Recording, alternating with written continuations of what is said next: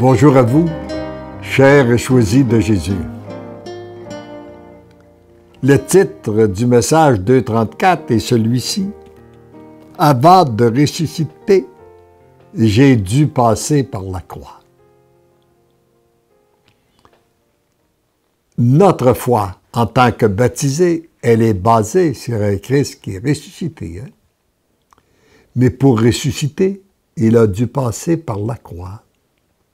Et au moment où il s'est retrouvé au tombeau, ses adversaires croyaient en avoir terminé avec lui. Ils croyaient que c'était fini, et pourtant, je dirais, sa mission n'avait pas encore commencé, elle a éclaté avec sa résurrection. Et c'est souvent un chemin semblable auquel nous avons à traverser. Mon tout petit, ce que tu vis présentement te conduit à l'amour. Parfois, c'est à travers nos échecs, nos difficultés, nos misères. Ce qui ne veut pas dire qu'il n'y aura pas de souffrance ni tribulation. Ce qui vient de l'extérieur est d'importance secondaire.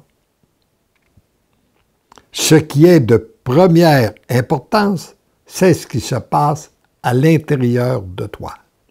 Voir la transformation complète de ton être pour devenir un être plein d'amour. Nous avons donc, et ça c'est la grâce que je demande là, à chacun de vous qui m'écoutez en ce moment, que vous puissiez découvrir que ce qui est de première importance, c'est qu'est-ce qui se passe à l'intérieur de vous et non à l'extérieur. Comme je suis heureux de te voir en faire la priorité de ta vie, de tes temps de loisirs et de repos.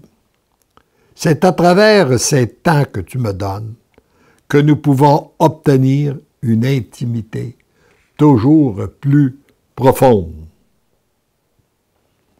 C'est simple, hein? Si on veut devenir intime avec quelqu'un, il faut d'abord accepter de passer du temps ensemble. C'est très difficile de devenir intime avec quelqu'un en le rencontrant de temps à autre, très rapidement. Hein? Bien, c'est la même chose avec notre Dieu. Pour devenir un intime avec lui, nous avons besoin de passer du temps avec lui, d'en faire la priorité de notre vie.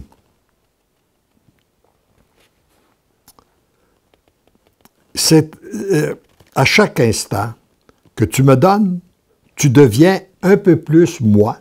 Et moi, je prends ton humanité, c'est-à-dire que c'est de plus en plus moi qui vis en toi, qui prend de plus en plus d'espace en toi, faisant ainsi disparaître ce qui était propre à toi.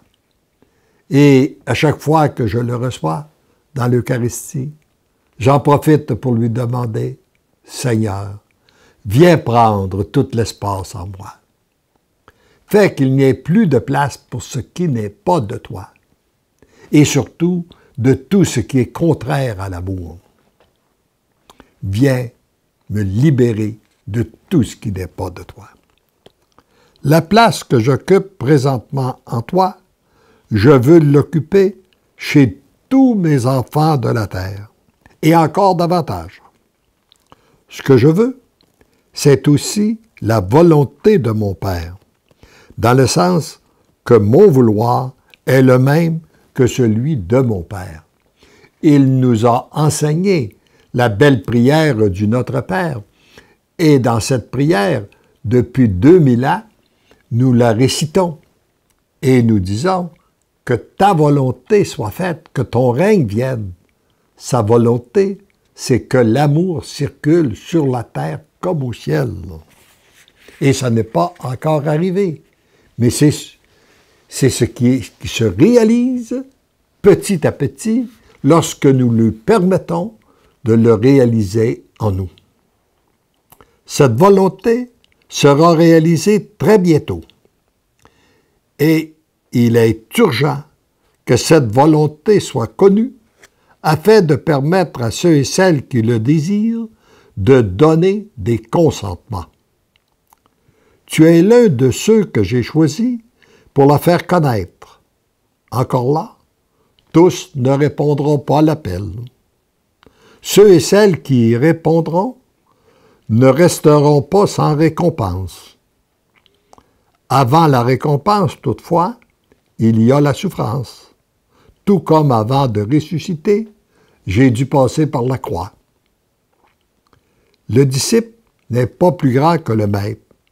Il doit accepter du fond de son être de suivre le même chemin afin que la volonté du Père se réalise pleinement en vue de la récompense éternelle.